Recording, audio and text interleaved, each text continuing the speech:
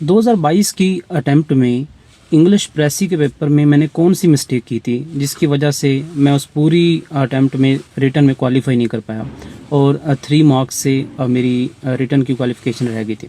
आज हम इस पे बात करते हैं और आपको मैं ये भी बताऊंगा कि आपने कैसे इसको अवॉइड करना है ताकि आप प्रेसी का पेपर विद कॉन्फिडेंस पास कर सकें।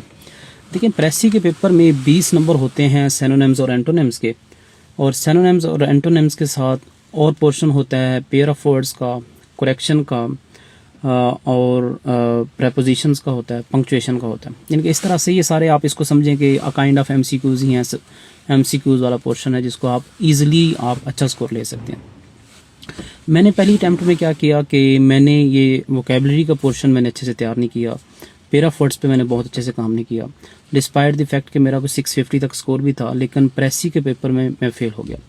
ऐसे पास, सारे टफ पेपर्स पास, सिर्फ प्रेसी में रह गया। ठीक है। और जब मैंने उसके बाद रिज़ल्ट के गम से निकलने के 2-3 दिन बाद जब मैंने एक एनालिसिस किया कि यार वाई मैं इस पेपर में फेल क्यों हुआ, तो एक ऑनेस्ट असेसमेंट के बाद मुझे ये पता चला कि यार मैंने वोकेबलरी के पोर्शन को फॉर ग्रांटेड ले लिया।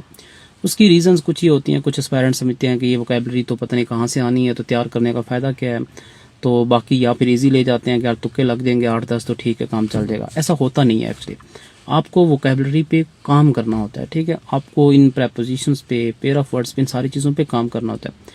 फर्स्ट अटेम्प्ट में मेरे पेयर ऑफ वर्ड्स में से सबका एक एक पेयर ऑफ वर्ड्स के 2 वर्ड्स होते हैं, उसको पहला आ रहा होता था, दूसरा नहीं आ रहा होता था। तो आपको एक वर्ड अगर आ रहा है तो उसके मार्क्स नहीं मिलते। ठीक है। ये आपको माइंड में होना चाहिए। तो अब जब मैंने असेसमेंट की कि यार मुझे वोकेबलरी पे काम करना चाहिए था, पेयर ऑफ वर्ड्स पे काम करना चाहिए था, तो मैंने उसके बाद क्या किया कि नेक्स्ट अटेम्प्ट में मैंने डिटेल में इस चीज़ पे काम किया और आउट ऑफ 20 मुझे 16 जो सिनोनिम्स और एंटोनिम्स थे वो मुझे आते थे, वो मैंने पढ़े हुए थे।